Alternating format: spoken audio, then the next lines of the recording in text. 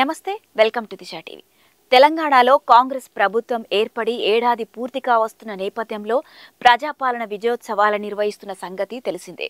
ఇప్పటికే సీఎం రేవంత్ రెడ్డి విజయోత్సవాలపై అధికారులకు ఆదేశాలు జారీ చేశారు. డిసెంబర్ 1 నుంచి 9వ తేదీ వరకు ప్రజాపాలన విజయోత్సవాలు నిర్వహించేందుకు సర్కార్ నిర్ణయం తీసుకుంది. 9 రోజుల పాటు శాఖల వారీగా జరిగే ఈ విజయోత్సవ వేడుకలను గ్రాండ్ గా నిర్వహించాలని కాంగ్రెస్ ప్రభుత్వం నిర్ణయించింది. ఈ మేరకు వరుసగా ప్రారంభోత్సవాలు, శంకుస్థాపనలు చేసేందుకు అన్ని ఏర్పాట్లు పూర్తి చేసేందుకు ప్రభుత్వం సన్నాహాలు చేస్తోంది.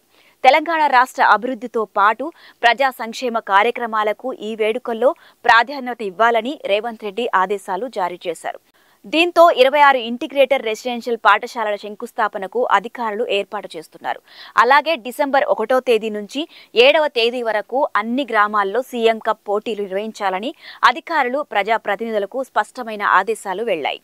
గ్రామీణ ప్రాంతాల్లోని ప్రతిభను వెలుగులోకి తేవడమే లక్ష్యంగా స్పోర్ట్స్ అథారిటీ గ్రామ స్థాయి నుంచి రాష్ట్ర స్థాయి వరకు ఈ పోటీలను నిర్వహిస్తోంది.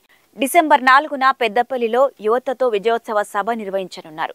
గ్రూప్ 4 ఉద్యోగాలు సాధించిన వారికి సభలో నియామక పత్రాలను అందజేయనున్నారు.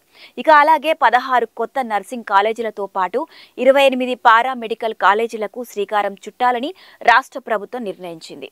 అంతేకాకుండా 213 అంబులెన్స్లను అందుబాటులోకి తీసుకురానున్నారు. ట్రాన్స్జెండర్లకు వైద్య సేవలు అందించేందుకు జిల్లాకో ట్రాన్స్జెండర్ క్లినిక్ ను కూడా ఏర్పాటు చేయనున్నారు. అలాగే ట్రాన్స్జెండర్లను ట్రాఫిక్ నియంత్రణ వాలంటీర్లుగా నియమిస్తామని ప్రకటించిన సంగతి తెలిసిందే.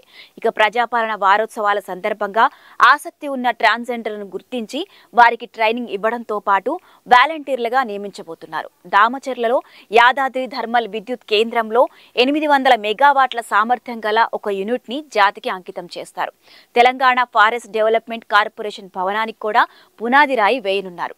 అటవీ పర్యాటక శాఖల ఆధ్వర్యంలో సఫారీ థీమ్ పార్క్, బొటానికల్ గార్డెన్లను సైతం ప్రారంభించనున్నారు. గోషామహల్లోని ఉస్మానియా ఆసుపత్రి నూతన భవనానికి రేవంత్ రెడ్డి భూమి పూజ చేయనున్నారు. అలాగే ఆరంఘర్ జూ పార్క్ ఫ్లైఓవర్ 6 ఎస్ఎఫ్టీలను ముఖ్యమంత్రి ప్రారంభించేందుకు అధికారులు ఏర్పాట్లు చేస్తున్నారు. కేబీఆర్ పార్క్ సమీపంలో ఫ్లైఓవర్లు, అండర్ పాస్లతో పాటు జంక్షన్ల అభివృద్ధి చేసేందుకు 826 కోట్ల భారీ ప్రాజెక్టు సైతం ఈ వేడుకల్లో శ్రీకారం చుట్టనున్నారు. హైదరాబాద్ శిల్పకళా వేదిక సమీపంలో దాదాపు 106 స్టాళ్లతో ఇందిరా శక్తి మహిళా బజార్ ప్రారంభించేందుకు ప్రణాళికలు రూపొందించారు.